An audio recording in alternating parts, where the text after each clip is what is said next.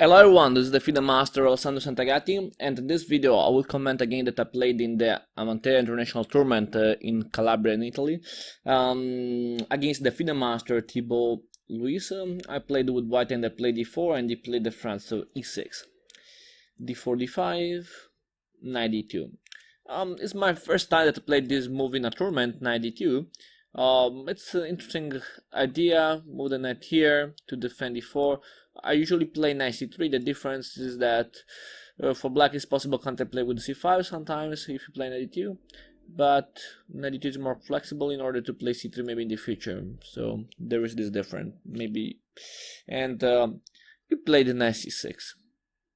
The idea is make pressure against d4. I played knight f3 to defend the pawn, knight f6 and e5. And now this is good, this structure for white, because white can play c3 and white has a strong center. So I think it's easier for white to play this position. And the black plan would be push f6 to counterplay against this center. So bishop e2, bishop e7 and the castle, and then castle. And after rook e1, black decided to play f6. Is logical because I have a lot of space, so black has to fight against my space. So I take, bishop takes, and I play c3 because my pawn is under attack, so c3 to defend. And now black decide to play e5. It's important to play e5 immediately because sometimes I can sometimes I can try to block the push e5, so it's correct, play it immediately. Now queen b3. And I was happy about this game because I played all precise move. And the queen b3 is strong because I forced him to defend the pawn with knight b6. And that's very important. So knight b6. And then d5. d5. Very important move. Because I forced him to take. And then knight e5, bishop e5, and knight f3. And I'm very happy about this position. If black will play normal like bishop f6 or bishop d6, I have a very easy plan. a4 to force this knight to go away, and if a5, bishop e3, and there is a very strong pressure against the knight. Then I can play rook d1, and white has a clear advantage in this position. So this position is hard for black, and now I decide to play bishop f4, and now I take, rook takes, and I play the rook d1 to make pressure against d5. And the white is slightly better because I have a very strong pressure against d5, and the black pieces are more passive. So queen f6 to attack, so make pressure against the knight on f3, and a4. Probably a4 is not precise now. Here there is a very good, so c4. I thought about it, but I was a little scared about knight c4, but doesn't work because there is a rook takes d5, for example. So yeah, c4 looks strong, and I think after c4 black has to play c6, and then I can play g3. I force this rook to go away, and after that, if rook f5, cd5, and after knight e5, bishop c4, and I have a very strong play against this knight on d5. So I didn't see this plan, but this plan is very nice. So c4 is a strong move here, but I played a4 instead, and a5, and now rook d4. Now rook d4 is important because this pawn can be a problem in the future, so I need to remove the enemy active rook from f4.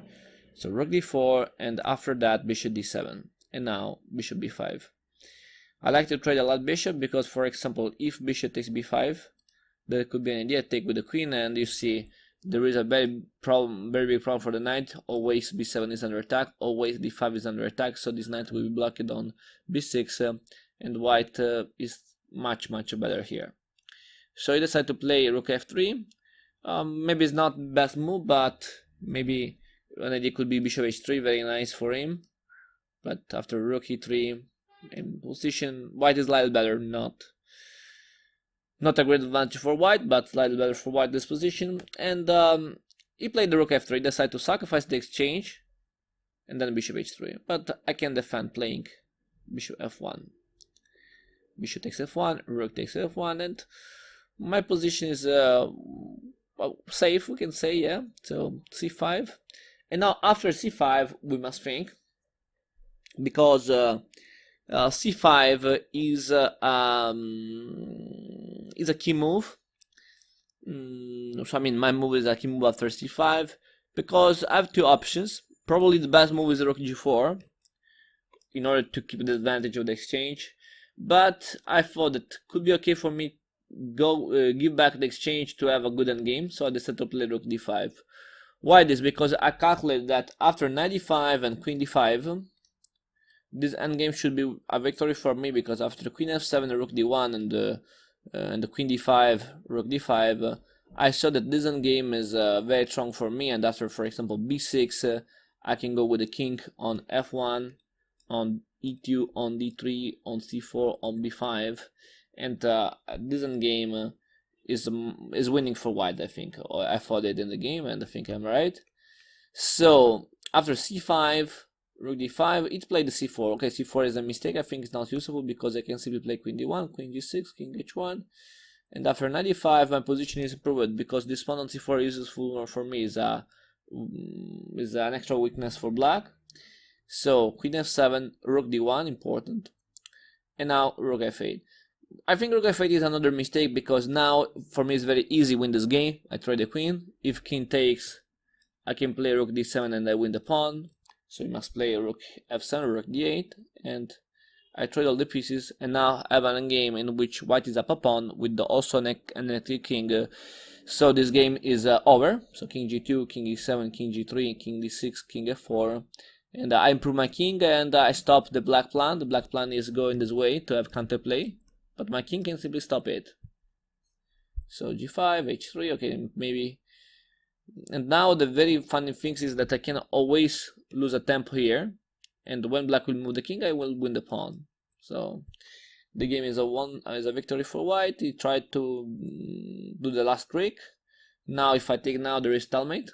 You see, because black is without squares, but now I don't need to take. I can simply play g5, and my pawn will go to promotion, and the game is won. So now black resigns because there is nothing to do.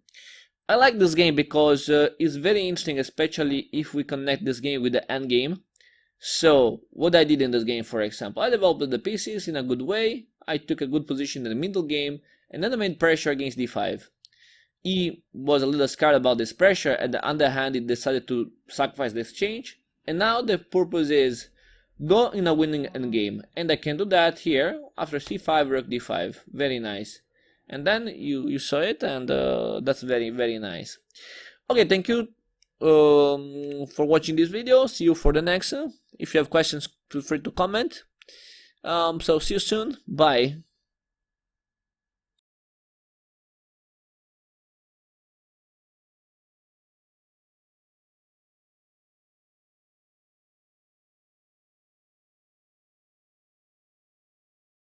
Remember to follow me on social networks and share the video with your friends. Thanks!